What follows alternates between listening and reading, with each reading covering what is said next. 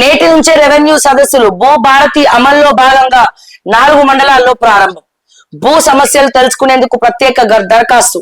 మే 1 నుంచి పరిష్కారం. కలెక్టర్ల నేతృత్వంలో సదస్సులు. భూ సమస్యలు లేని తెలంగాణ లక్ష్యం మంత్రి పొంగులేటి. పోర్టల్ కు 36 గంటల్లో 5 లక్షల మందికి పైగా సందర్శకులు. మరి ఈ రోజు నుంచి మండల కేంద్రాల్లో అమలవుతుందంట ఈ భూభారతి అనేది. ఏంటి అనేది కేంద్రాలు పెడుతున్నారట. మరి భూ సమస్యలు తెలుసుకునేందుకు ప్రత్యేక దరఖాస్తులు ఓపెన్ చేసిరట.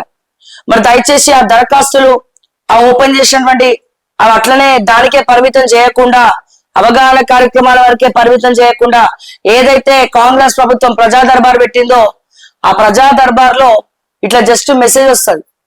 వాళ్ళు వెళ్తారు, సమస్య చెప్పుకుంటారు, తర్వాత మెసేజ్ వస్తుంది. మెసేజ్ వచ్చిన తర్వాత మళ్ళీ చేసేది ఏం లేదు అక్కడ. మళ్ళా ఓ స్త్రీ రేపురా అని.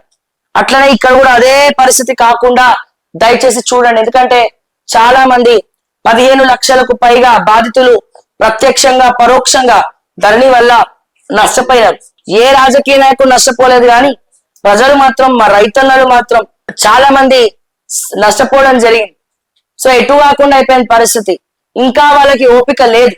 సో మీరు ఇంకా ఎప్పుడెప్పుడు సవరణలు చేస్తారా అని చెప్పి వాళ్ళు కళ్ళల్లో ఒత్తులు వేసుకొని మరి ఎదురు చూసేటువంటి పరిస్థితి కనబడతాం.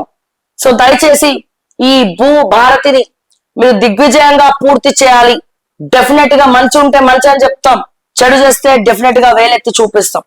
సో ఈ భూ భారతిని తొందరగా ఫినిష్ చేయాలని కోరుకుంటున్నాను.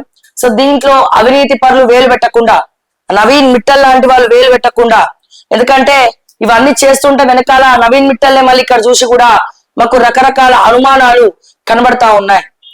అందులో ఉన్నటువంటి ఒకటే ఒక ఆణిముత్యం ఎవరంటే మా కోదండ రెడ్డి సార్.